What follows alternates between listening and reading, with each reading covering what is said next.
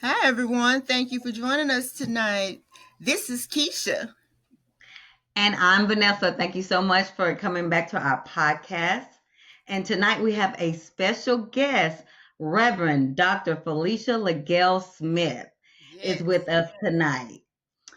She started her ministerial path in 2003, where she embraced preaching at Quinn Chaplain African American Methodist Episcopal Church in Louisville, Kentucky. She serves as a youth pastor, guided by the Holy Spirit. She skillfully balanced various duties, including ministerial alliance, church school teacher, director of Seeds of Obedience Choir, and choreographer of the dance ministry Guidance. All right, beyond her local church community. She was also responsible for choreographing dance teams for the West Annual Conference in several churches in Louisville and Indiana areas.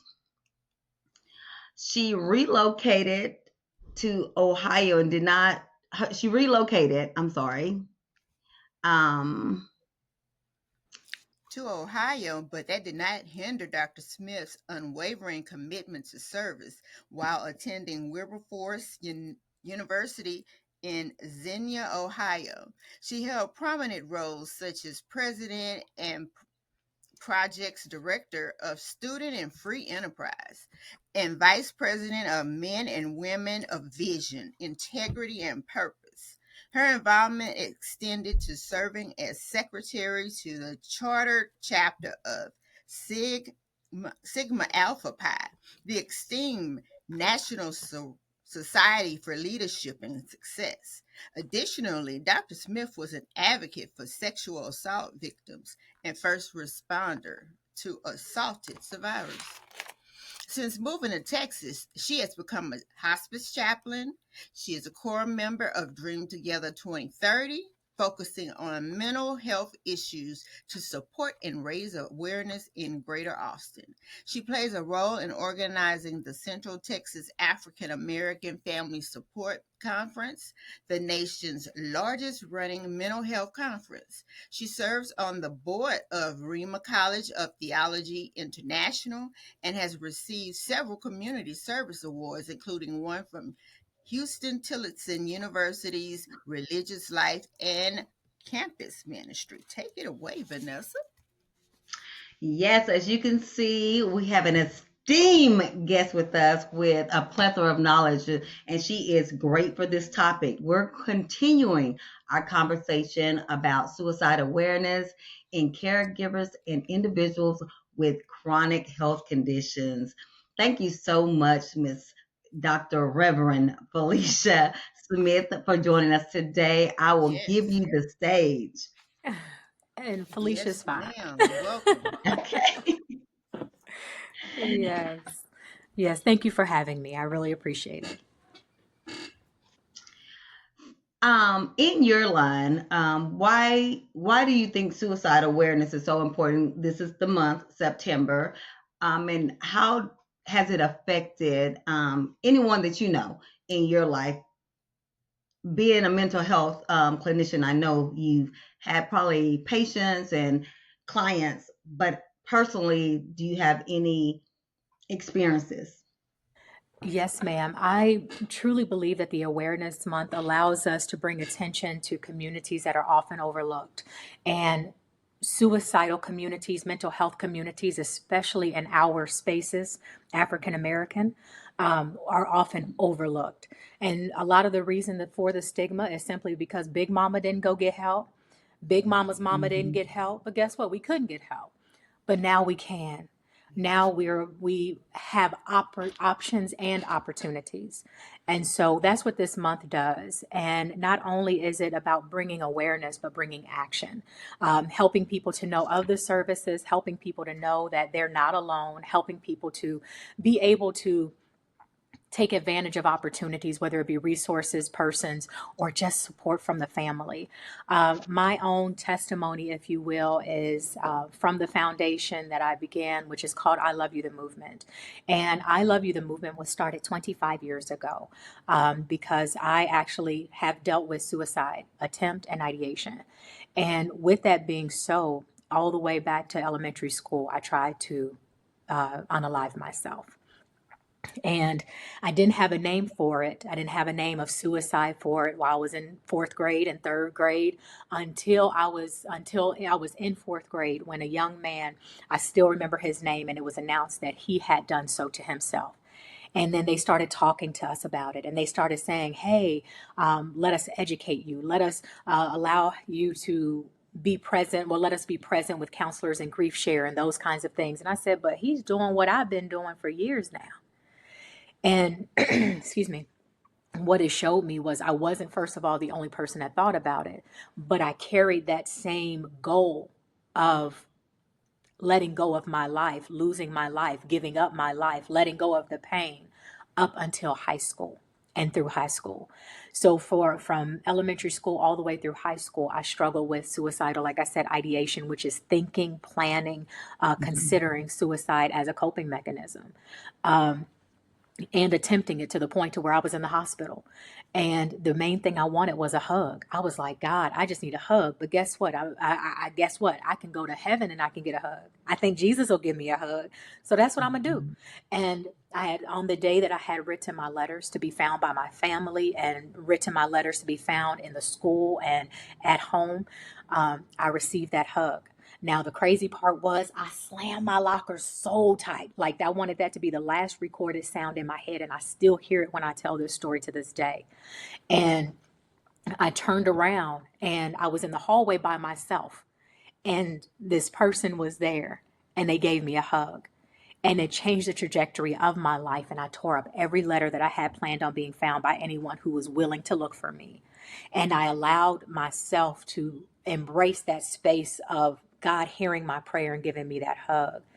And for the last 26 years, I've been passing out hugs and saying, I love you, in hopes it would change someone else's life, just in case it's something that they've not heard or something that they've been praying for or needing, and that it can save someone else's life one day. And the testimony is people have come and said, I was about to take my life, but to realize that somebody saw me made the difference. And because I felt that way 25 years ago, God put it in my heart to pay it forward. And so that's what I've been doing for the past 25 years. Thank you for Absolutely that. wonderful. And that is so important, that we hear and we see is what I'm getting from what you just said, that someone finally saw you. You're you are heard. Um, so I think that's one of the biggest things, because we know they call it the silent killer Yes. because it's not talked about, and we don't talk about how we're feeling because it's so much stigmas around it and so much shame is Mm-hmm. brought to it, especially when we're raised Christian. You Yes. know, it's to have that thought in your, Mm-hmm. it's like it's so sinful that Mm-hmm. so you bear all this shame that you can't even tell anyone that you're feeling low and you feel like you're unheard, you unseen. And you know, there's just things that goes on in our life. And Yeah. we definitely know for caregivers who go through burnout and go through guilt and all these different emotions. Mm-hmm. And I just tell people with I dealt with a lot. I never had that thought, but I had so many other thoughts Mm-hmm. um, with being a caregiver for my mom and just feeling so guilty when I just wanted a break, when Yes. I just wanted to take this burden off of myself, not in the burden of caring for her, but at times, you know, it was a lot. I was a young 20-year-old, 30-year-old, you know, young lady Mm-hmm. trying to navigate life and trying to care for the woman who always cared for me. Right. And I think that's hard for a lot of people to admit Yes.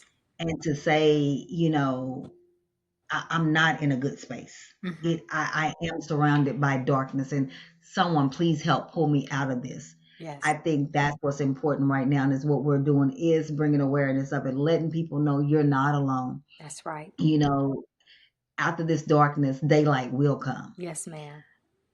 So And and that's me, why we have this platform, is mm, so that I'm sorry. people can be heard. For me, that's why wanted to start Near Encourager, because being the person who's also the chronic illness health warrior Hmm. and having the long script of illnesses and having to be the one that's requiring my family and my friends to have to change their lives and uproot themselves, and do different things. It's hard. And I'm going to be real. Hmm. Last week was a doozy. Yeah. I finally got to a point where I'm at 80% healthy in my mind, 80% where I could take care of myself. Hmm. I'm driving down 183, minding my own business, and get rear ended for the third time. And I first said, "You got to be kidding me. Mm-hmm. I have come this far, Yeah. and now there's a possibility for all of that to be erased." Mm. So, that first day, I said, I got to get 24 hours. I needed 24 hours to grieve the possibility of going backward, having to require my husband to take care of me again, and right now not being able to drive, Mm-hmm. and then having to go through the same deja vu that I went through before, having to call my same sister who had to take me to the doctor's appointments last time and say, "Hey, what you doing tomorrow? I need a ride."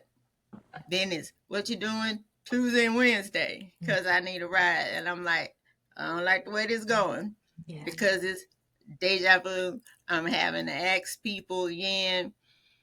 I'm not at that dark point like I was before, Praise God. but it doesn't feel good, Mm-hmm. Right, you know? right, right. So that's why I'm glad we have these type topics. I don't want to be a burden to anyone. Mm-mm. I don't like losing my independence. With a capital, Mhm. I don't like losing my independence, Right. Yes, ma'am. Yes, So let's just keep talking. I'm going to yes. keep listening. No, you're absolutely correct, Keisha. And that was one of the things. I don't know if you remember when my mom, when she first had her accident and she was here at the house. And that broke me because she had lost her independence. Her daughter was having to take care of her, and she went through a bout of depression, and she stayed in this room. It was actually this room that I'm in now, and she just said, "Why do I need to do anything? I can't do anything for myself. I might as well just die." And she would not come out of this room for a whole weekend. I pleaded with her. I begged her. I called my brother. I tried to do everything, but she felt so defeated Mm. in that moment that, she was a RN. Your story, her story, your story is so similar, because, she had a car accident that Mm. led her to have to medically retire and everything. So I get it from being her daughter and seeing her go through that, and seeing you go through it. Because and it is very hard to give up your independence, and not just physically, but financially, socially, mentally. You guys go through so much through this journey Mm-hmm. that it's snatched away. And for a lot of us, we don't allow you, and I'm going to say that word, we don't allow you to grieve. And I think that's a big part too, is that allowing individuals to grieve a loss of the life that they had, Yeah. the life of the future that they wanted, that have now been snatched away. That's right. And I think that's one of the reasons too that these suicidal thoughts and these ideations come in, is that the pain is so hard, Mhm. the hopelessness is just like, what do I have left? Mhm. And getting over that hump. And Miss Felicia, how would you encourage someone to get over that hump when they're in that space? Well, the first thing I would suggest is we remind someone they don't have to get over it. They have to work through it. That's first and foremost. So many times, and especially in our communities, our little boys cry. And what do we say? Get over it. You know, we shed a tear over something that means something to us, but it may not mean anything to you. And what's the first thing you say or we hear? Oh, well, if that had happened to me, that's not how I would have reacted. That's not how I would have responded. Mhm, mhm, Doesn't matter. This Yeah. person is vulnerable enough to share with you something so intimate as pain. And for them, that person, that individual, that owner of that pain has a right to feel what they feel. Mhm. mhm, And whether they feel it and you understand it doesn't matter. So if you're telling me, hey, you need to get over it, you're now telling me you have no capacity because you have no mhm, compassion. And if you have no capacity and compassion, I have no way of staying in this space and being and remaining vulnerable to you because I'm not going to get through it. I mean, excuse me, I'm not going to get over it. I'm going to get through it. I mean, even the Bible says in Psalms 23, yea, though I walk through the valley of the shadow of death, right? So there's that's saying there's going to be shadows, there's going to be hard things, there's going to be dark things, there's going to be hard times, there's going to be heaviness, there's going to be times we're going to feel crushed, there's times we're going to feel in despair. But guess what? We can get through it with people that are resourceful. There's people that can get help us get through it if they're friendly. There's people that can help us get through it if they just say, I'm gonna pray for you. I got to take my hands off of you because I can't do nothing because I would have handled it differently. Okay, well, you move on. Thank you for moving on right, and not staying in my mhm, space and aggravating me. Okay. right. Because I need to work on me and I need to work on me so that if I find myself in this thing again, I'm not, I know that I've pressed through and I've practiced and I've worked with myself and on myself enough that it won't trigger me every time I see this same scenario. But if I get over it, guess what? I'm going to see it again. I'm going to experience the triggers. I'm going to experience the pain again as a re injury. I'm going to experience the trauma as if it was the first time. PTSD is not PTSD, is right now a TSD because I never got Mhm, through it. And so what we have to do is we have to understand that there are systems in place, there are people in place. God has made doctors. I truly believe the doctors and anything, it can be compromised, like with anything. So you have good and you have bad. But I do believe the inspiration initially came from God. What we've done with it is what has become the challenge. When human hands and man's hands started touching it, that's where the difference came into play. But the inspiration originally came from a thought that God had to help us here on earth. And so, with that being the case, He has made therapists, He's made medicine, He's made friends that are compassionate because He knows that we can't carry these burdens by ourselves. And He wants us, yes, to go to Him, but He'll also place people that understand, like when the word says, I am near the brokenhearted and I've saved those that are crushed in spirit. I also believe that He's put people that are near the brokenhearted as His hands and feet mhm, and are there to lift up and help to rebuild those that are crushed in spirit. And those are the therapists, the psychologists, psychiatrists, those that provide medicine or just talk therapy. Those are services that are here for all of us to utilize so that we can become better, so that we don't have to get over it, but we can work through it to get to the next phase of our life healthily. Thank you so much for that. Another thing I wanted to ask you about, we talk about caregivers and we talk about individual chronic health conditions. And when we're thinking about this, because Keisha and I are always going from our experiences, is we're thinking of adults, young adults. But when you just made the statement, when you talked about your experience, it started so young. Yeah. So I would ask you, how could someone, whether it's a mother, whether it's a sister or a brother, how can we recognize some of those signs of an individual who right now is going through those challenges? That is an amazing question. And the statistics show right now that the ages of 2 to 4 have the highest suicidal rate. Or excuse me, have 10 to Really? 24, pardon me. 10 Oh, to Mhm. 24 has the highest suicidal rate, and that is at the fourth leading cause of death. So where Mhm. nationally and internationally it's the 11th cause, suicide is the 11th ranked cause of death. Between the ages of 10 and 24 is the fourth leading cause. And so, one of those things that we want to look for hopelessness. If somebody is just decimated in spirit, somebody went from being very happy and jovial, and now they're a little more destitute. They're a little more, hey, it's just not going to get better. I don't know what I'm doing wrong. Everything is, and this is not a negative statement, so please hear me. Woe is me. If you constantly hear, woe is me, find some help for them or be the help that they need. Isolation and feeling alone. Somebody who's used to be the life of the party now has gone withdrawn and they've isolated themselves. Or someone who was aggressive and now irritable. Someone who has lethal means that they have. Somebody who feels like a burden on someone. You always want to check in on those people. Persons that are having drastic mood behavior changes. Somebody, again, who went from being overly jovial to someone who went from overly jovial to just down and blue. Someone who's constantly there. I call it the Eeyore syndrome. How is life? Or you say, how is life?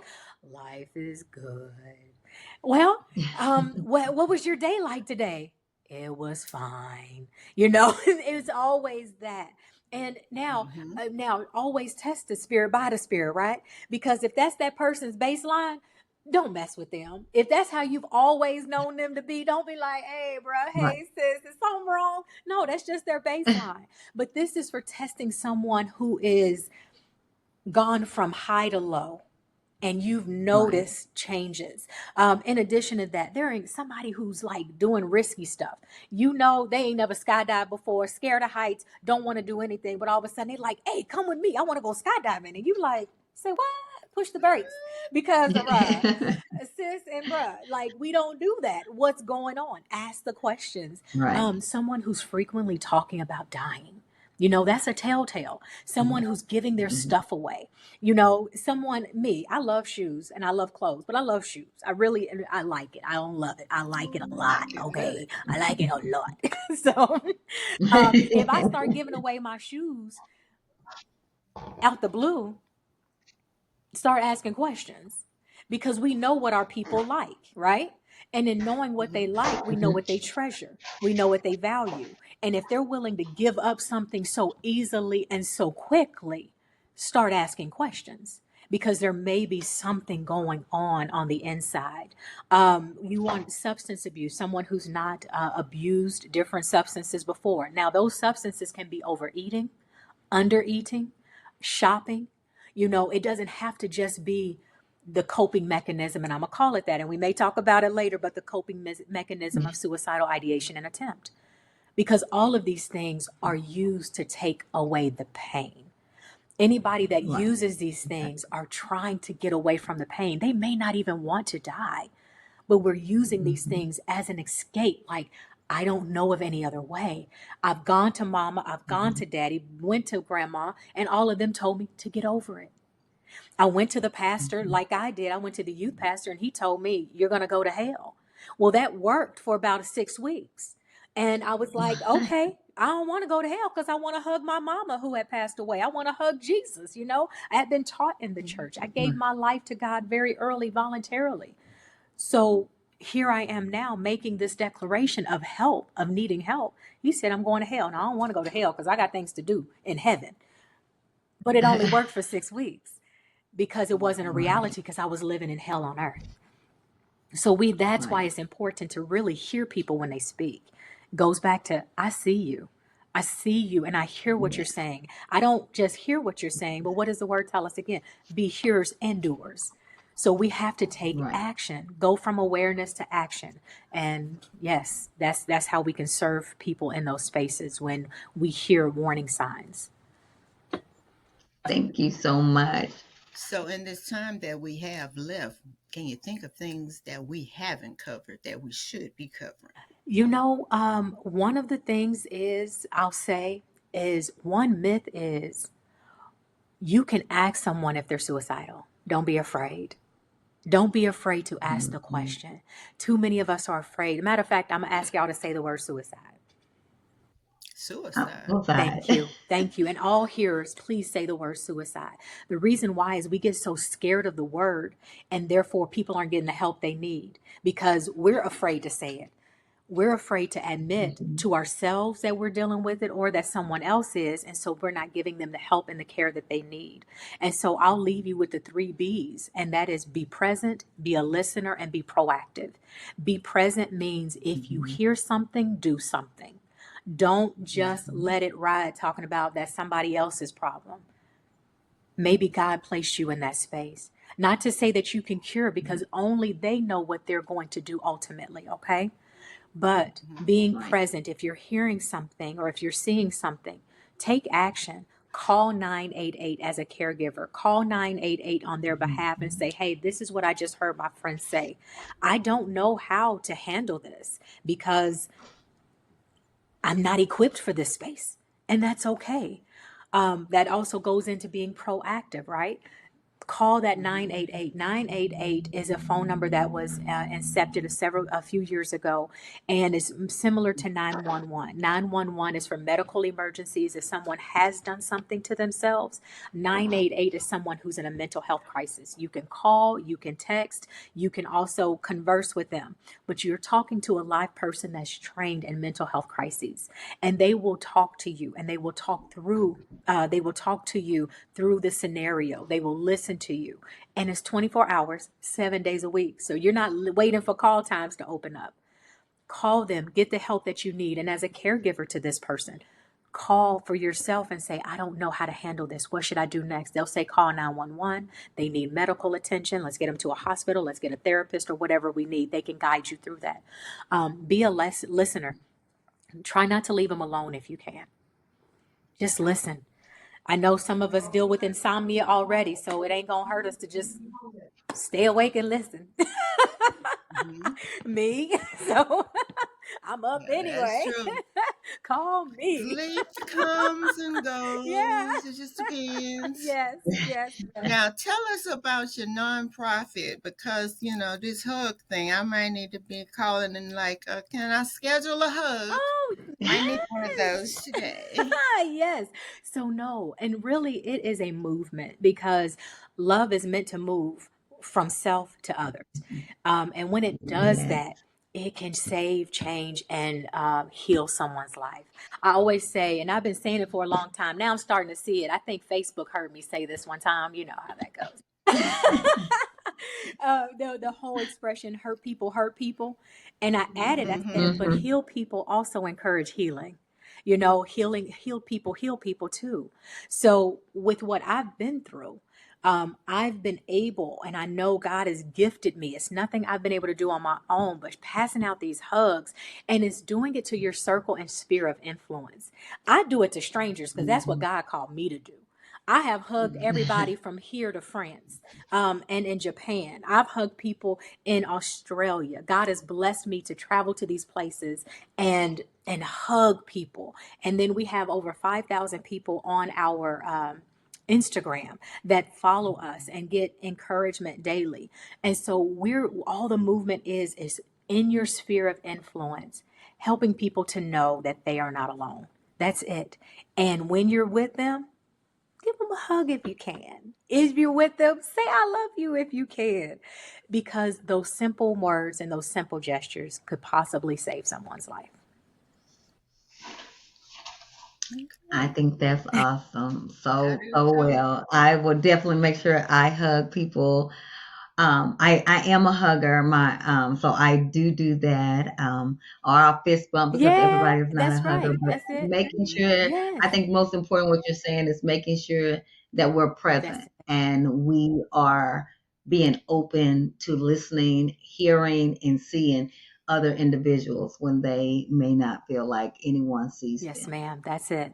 I That's all. agree. I'm a hugger too, because like I go to different marketing events for my business, and they come up and they're like, "Hi, Keisha." And I'm like, "Hi, I'm a hugger," and I just hug them. And sometimes it's like, "Oh," and then other times it's like, "Oh," but And you start to learn, and when you're in those spaces, I ask, may I give you a hug? And some people have said no, and I say, you know what, and that's okay. May I tell you that I love you? And they're like, yeah. And then sometimes they've been like, I'll take that hug now, because a hug is intimate, right? A hug Mhm. is very yes, intimate because you're getting into someone's space. And so they may push you off for that second, and then they may come back like, oh my goodness, God, that was authentic. That I love you was authentic, or that smile was authentic, or that fist bump was authentic. Whatever the Lord tells you to do, or whatever you feel like you should do for that individual, do it. It doesn't have to be the hug, but it's just reminding them that they mean something to you. Their life matters, Mhm. and that they mean something here to this earth. I agree. Yeah.